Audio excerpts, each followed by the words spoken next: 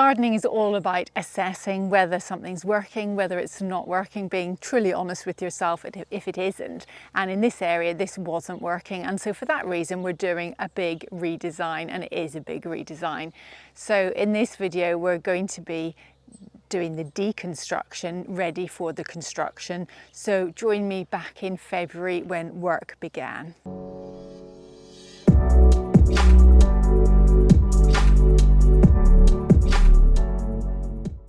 Hello and welcome to Murphy's Garden on this rather bleak, cold day in February, 16th of February today. And today marks the day when we begin our redesign on this part of the garden. So this is going to be called the Rill Garden because, as you can see at the moment, it's the whole garden, massive hole in the middle here. And those of you I'm sure who have been watching the channel will know exactly all the deliberation I've been going to trying to decide what to do with this area. And after quite lengthy thought, we've decided what we want to do. So the first thing we want to do is remove all this box hedging. We feel it doesn't add anything to this part of the garden. We've got a lot of box hedging elsewhere in the garden, which looks lovely, and I want to keep it. I have learned that you do have to, box is no longer a sort of low maintenance plant as it used to be. It does require quite a bit of care, and I did do a video last spring, I think it was, on how to care for box hedging to stop getting box blight. You'll see in this part of the garden, the box hedging I haven't been treating simply because I knew I'd made the decision I want to remove it. So I didn't want to waste the box treatment product on this particular part of the garden. So I've just left it, and you'll see how bad the box blight has got in this part of the garden. And only just over there behind me is more box hedging, which hasn't got any of the blight because that is the hedging that I've been treating. So it really is a very good experiment to show how the top boxes treatment works very, very well. So have a look at that video if you've got box and you do want to keep it. So this is going to be an unboxing video. So I know lots of YouTubers do unboxing videos, but this is removing of box hedging. And Alice just had a quick go. We've got this. These are the tools that we're using. Oh, this is the sort of serrated spade. In fact, I talked about this as a great Christmas present because it's invaluable. And then this is the mattock. To be honest, I've never really had much of a go with the mattock, but Alice just swears by this. He says it's absolutely brilliant just to prise things out without too much work. But before we can do that, we've got this edging that runs round here, and we probably will use that. But we've got a problem in that when we put it in, it hasn't really taken in lots of the garden. It's actually very wibbly wobbly, particularly on this side. It's not even, the cement just didn't go off properly. So in order to get the box out, we need to prise it from both sides, and we can't do that without damaging the edging. So my job is just to remove the edging along this side, which isn't cemented in. This side, Alice is going to have to come along and break up the cement, and we'll lift that out, and then we can get the box hedging out. I want to get it off site, so Alice has got some other green waste he wants to take to the dump, so I'd rather get this off site. I don't want it in our garden as it's got box blight. We know it's got box blight in it. So this marks the beginning. There's a heck of a lot of work to do here. I have removed a lot of the plants I want to keep. I've cut back the steeper on this side. I've got to do the ones on that side because the battery ran out on my hedge cutter and had to charge it, so I haven't done that side. But anything else in here, I've got some roses and stuff in here, so I'll put those in pots. Everything else we need to completely clear, and all will be remaining is the beech hedge and even the obelisk. We might have to remove those while we deal with this and get it all planted and start with a clean slate. So I'm going to get to work.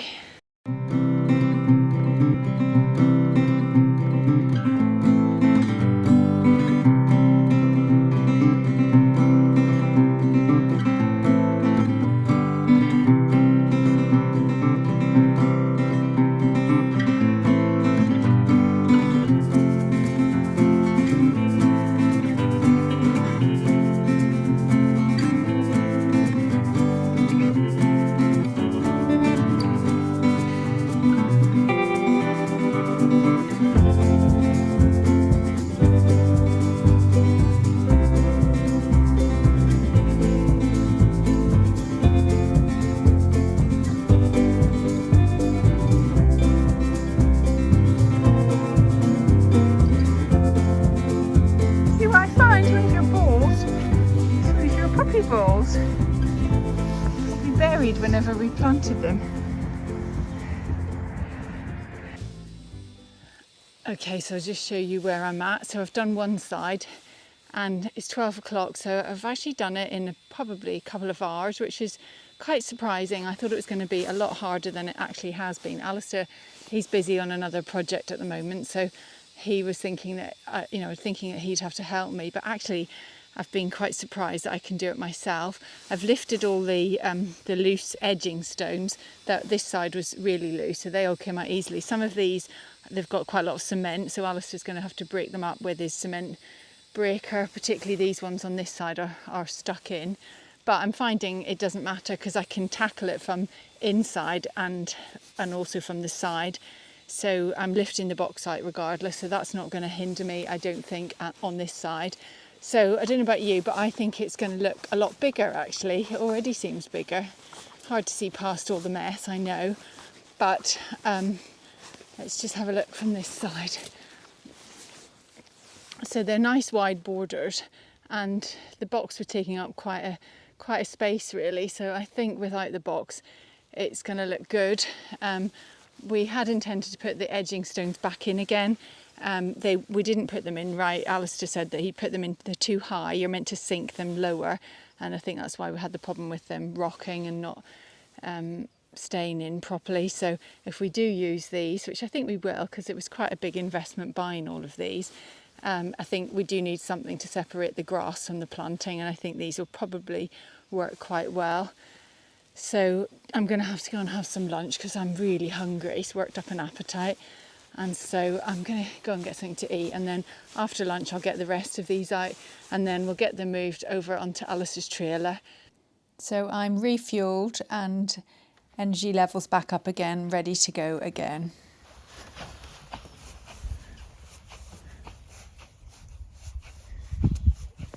And it's now 5:30. Look how light it still is. It's so lovely. Had a really nice day in the garden. Got loads done. And this area was kind of stressed me out a bit because I just thought, oh my gosh, it's so daunting, so much to do. But having just cleared the box, it really wasn't nearly as bad as I thought it was going to be. And now that's gone on this side, then I can start to sort of visualise how it can be. And I think it's all about having fewer plants, not so many things, less busy, big swathes of things. We're talking about actually perhaps not having the obelisks here. I've got some other ideas where they can go. We've stacked up all the edging stones are here. Alice's chiselled off the cement, and we've got this box hedging here. It's quite surprising how much there is of it. I'll go and show you the trailer because the trailer is quite full, but the rest, Al's going to move that tomorrow. And here is the trailer full of the box hedging. But I think we should have room. We've got this capacity here, so we should have room to get it all on, hopefully. So the end of a productive day. Here's my little friend who's been following me. So that was February. Then over March, I tried to manually remove all the Camassias. The Camassias were emerging and en masse because there's so many of them. And I realised quite quickly that this was going to be an impossible task, because when you try to dig them out, sometimes they broke off. And if there's one left behind, then they will come back again. So we decided to use Roundup and to kill off these bulbs. So we sprayed it once and then waited to see what would happen. And this time of year in spring was the optimal time to do it because it works on new emerging growth, and the beech isn't out, so it didn't have any effect on the beech if it were to touch it. And now we're in the beginning of May, and this is what the Camassia bulbs look like. So finally, after all the preparation, we're now in May and we're ready to go.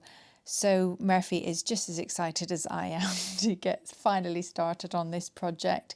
So it's worth just saying that this hole, that's going to be the rill, we dug this out back in 2023, November 2023. And the reason why we did it then, we weren't really ready to begin this project yet, but we knew that we wanted to do the tree area, and we needed some soil for that area, and we knew that we'd be getting rid of the spoils and have a job knowing what to do with all these spoils. So for that reason it seemed sensible to bring this job forward. So that's why we began this job in November 2023. All the spoils that were dug out from this hole were then used in the tree area, and in that autumn, just shortly after doing this project, we planted all the trees, which are now establishing and getting on and growing while we come back to this job. So there is a kind of logic to our madness. It was a filthy day. We had the digger on hire. It was wet, it was cold. As you can see, it was horrible, but we're glad we did it because now we're back on it again. The hole has been dug out. However, during that time, there's been a bit of subsidence. So I was just taking the opportunity just to shore up the edges again. And don't think I'm not doing anything. I'm in charge of making lots of cups of tea. So I'll just explain where we're at. So Al's got the levels down to exactly the depth that he wants the rill to be, plus obviously the stones and everything else. So the optimal depth of a pond is about 2 foot. So this is going to be a little bit deeper than that. It's about 72 centimetres, I think he said, to be exact. And then obviously the depth of this hole has to accommodate all the layers that are going to go in. So the first layer that's going to go in, he's compacted the soil at the bottom. You'll see, I'll just show you in a minute what it looks like down there. You can see a really good cross section of our soil, and it's really poor soil in this part of the garden. Very, very, very sandy. So much so that we've been hitting big blocks of sandstone as well. So that's what the soil that we're going to be having to plant into, because that's obviously what it's going to look like in these borders. So that's why we're choosing plants that will do well and thrive in this kind of very light free draining soil. So this is a legacy project. This is a project that is hopefully going to be around long after us. So it's something that we have to take our time, do it slowly, and really make sure we do it right. A bit like the parterre, we put those cobble sets in. They were heavy, they were difficult to lay, but now they're in, they're not going anywhere. We absolutely love them, and hopefully they will be here long after us too. So we're trying to learn from the mistakes we made early on in gardening, where we put things in that we weren't happy with afterwards. So we're really, and this is one such area that we did and it was never really right. So we're revisiting it with that in mind. He's over there, you can hear the digger noise in the background. He's over there filling up the barrow with MOT crush, because the first layer that will go in here is that, and it's going to be 4 inches of MOT crush. And what we're doing, what I'm doing at the moment, he's gone around these borders with the little small digger head just to make a trench all around here, because this is going to have the edging round it again. When we first put that in, it wasn't done properly and they wobbled about too much. So the cement that was around them is sort of all over these borders. So I'm using this as an opportunity just to put them in the hole, and it can go in as part of the MOT crush and be used up. And then those edging stones will go back in again, but put in better this time. This is a heavy project, and so we don't want to do it manually. We've done that in the past and had damaged backs and things like that. It's just not worth it. So we've got the digger on hire for the weekend, and we've also got this electric little truck, so we'll be putting that through its paces. Alistair's going to do a review on it to see whether or not it's any good, so we'll follow this up in another video. This is, although we dug the rill out already, this is all the extra soil that Al's dug up as well, so it's still quite a lot. You'll see also in the background that we have dug up the box balls that were there. They're just in the way. Alistair finds them really irritating when he's cutting the grass, and he didn't want them there, but don't they look a lot nicer in pots than they ever did in the ground? So that's the dumper loaded, and you can see the dumper in action.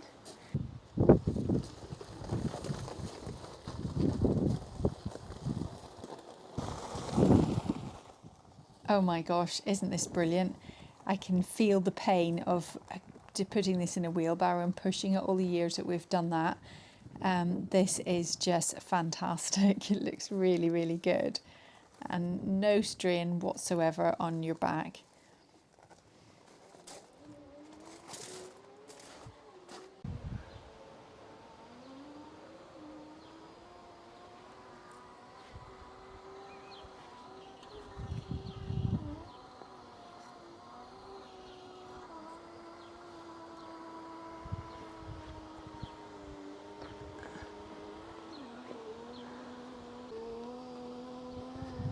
Be awful if that fell in the hole, which is why I'm not driving.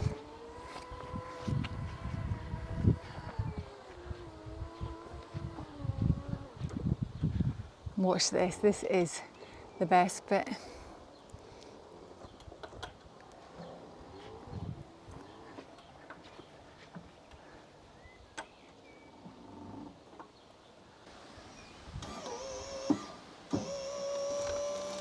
Yay.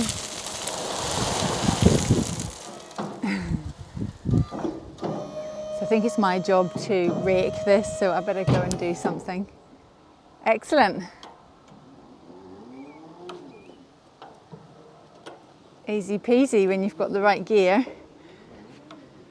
So I'm down the hole and my job is, I'm the navvy, the Irish navvy, and I've got to rake the MOT crush. By the way, does anyone know what the MOT in MOT crush stands for? And I learned recently from Al that it's Ministry of Transport, because I guess this is used for building roads.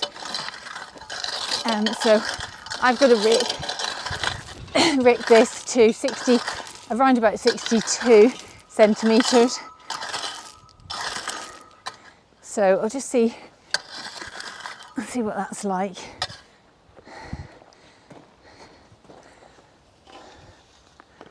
So this is very fortuitous that this spirit level is exactly the right width. I don't know if that's deliberate, whether Alistair's chosen this for that reason, I don't know. I think he had this before actually. So yeah, that's quite good because that's on 60 and he wants it to 62. So by the time he does it with the compactor, I'm sure that will drop. So yeah, I think that's quite good really.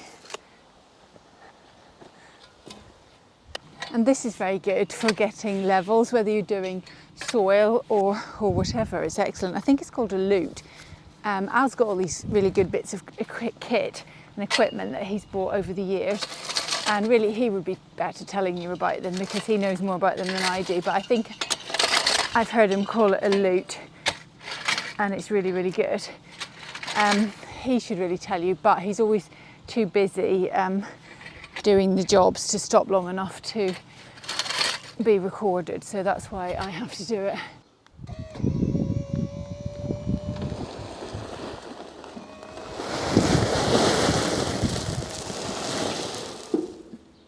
Bag and all.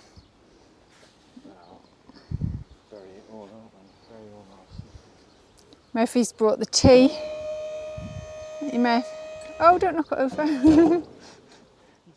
Lovely evening, but time to get back to work.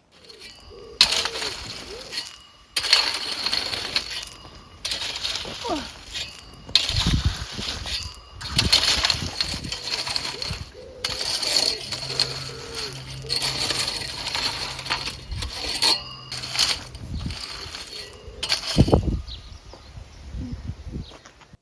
And it's really important just to keep the morale up of all the workforce, and Murphy just needs just a quick little cuddle, don't you, Murphy? Don't fall in.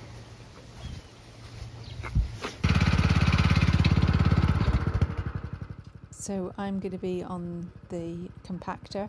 I have used it before, but not for a long time, and I can't really remember what to do. So just a quick lesson on how to operate it, and off I go. You've got to move the handle out the way to make it turn round at the corner so you've got more room, which is a bit tricky. Oh my gosh. But I'm sure I can do it. But anyway, Al says I've got to do 10 up and down to make sure the area is compacted. Oh my gosh, I can't remember how to stop. How to stop it. Oh, it's dust everywhere now. So you just got to bend the handle over like this, lean on it a little bit and turn it. I'm not really very proficient, as you can see. Oh my goodness, look at the dust.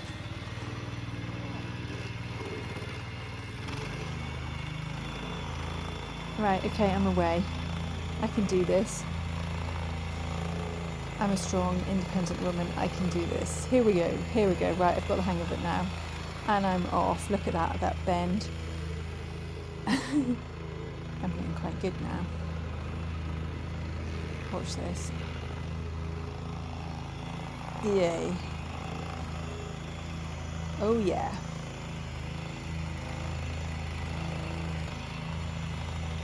I love the way Murphy just sits and watches everything, takes it all in. I'm quite surprised actually, he's yet to actually fall in. He hasn't yet fallen into this, quite surprisingly. So look, I'm getting the hang of this. Ready? Yeah.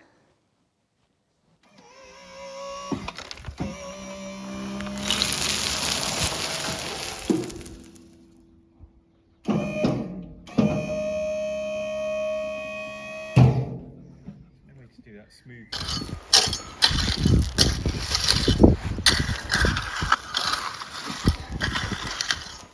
So now we've got all the stone down, it's a lot easier to compact it because you can have a full run. It's really important to compact it well. We need a really good base because if there's any subsidence, it would be awful to put the pond liner in and then the ground start to sink or drop. For obvious reasons, that's going to be a big problem. So we're making sure we're doing all this preparatory work really well, and it's good to know that we're on this sub base of sandstone. Like below this is now solid sandstone, so it's going down really well. So we'll go over up and down here as many times as possible, sort of 20 times really, just to really keep compacting it, and then we'll just check the measurements as we go to make sure we're at the right size.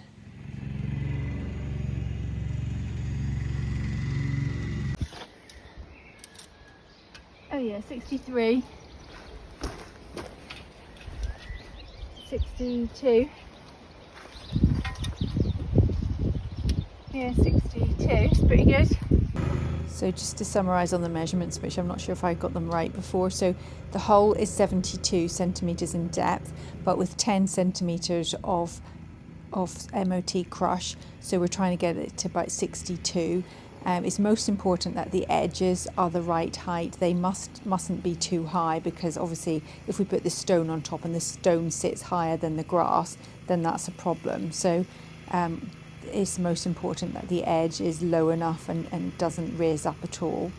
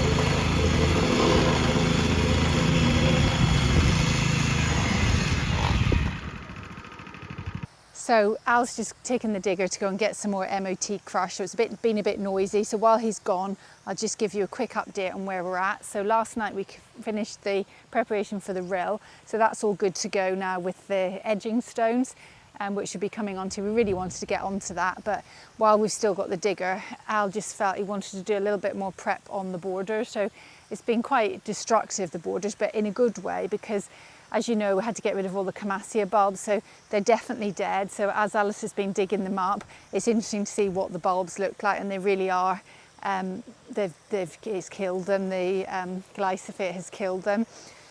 So that's good. There are some just underneath the hedge which will need to be dug out manually by hand, although they do look quite dead. They're certainly not flowering. So that's that. The soil's been kind of dug over quite a bit as well, but we will do it. He's had the digger on the border, so it will compact the soil, but that's not a problem because we've got the rotavator, so we can rotivate it all out. And we will have to do quite a lot of work to this soil just to improve it a little bit, although as I said before, we're putting in plants that are going to like this dry sandy soil anyway, so it's not too much of a problem. So he wanted to do a little bit more work on the edging for the edging stones, because although he did dig those trenches yesterday, he felt that wasn't really deep enough, and he wants to fill the edges with MOT crush. So he's taken all the soil off the area, the sides, so that he can fill that area with MOT crush. This is just a small, this isn't as long as the other edging stones, but this is just a small example. But the way we had it before, we had the edging stones, it coming up to here, the cement, you can see the cement line, and it wasn't steady enough and it didn't look right, because these are kind of Victorian rope edging, and the idea is that the edge, the grass should come up to here. So he wants to put that, sink it into, set it on the MOT crush, and then really haunch the edges with cement so that really can't move. And don't forget, we couldn't do that when we put them in before because the box hedging was in at the time, so we were working around the box, which was difficult. The box has obviously gone now, so that makes this job a lot easier. So he's gone off to fill up the barrow again with MOT crush. We've still got plenty of it, and we'll fill here, so that'll be much easier when we come to do the borders. And then hopefully once the digger's gone, we can get back to doing work on the rill. So I'm not doing anything here. I'm busy in the parterre working on probably another video which would be all about strolch. So there's lots going on. I don't know what to do first. There's so much to do. So that's where we're at. And this is the area at the end of the day, and it's a beautiful evening, and what a lovely day we've had. It's the following day now, so we're making good progress in this project. The hard base is in now on the rill. That's ready to start putting in the edging stones. And then on this side, the borders, on both sides, the borders have had the hard core, which Al's been compacting. And he was just explaining to me just now that the reason why the edging stones failed before, because he'd put cement either side of them, but if you're putting cement on top of soil, which we couldn't because we couldn't dig down because of the box hedging was in there, then obviously the soil drops, soil moves, and so the cement started to wobble. So for him, it was really important this time to put in a proper base in which to lay the edging stone. So he's compacting that down, and that's what that's for. So that will happen.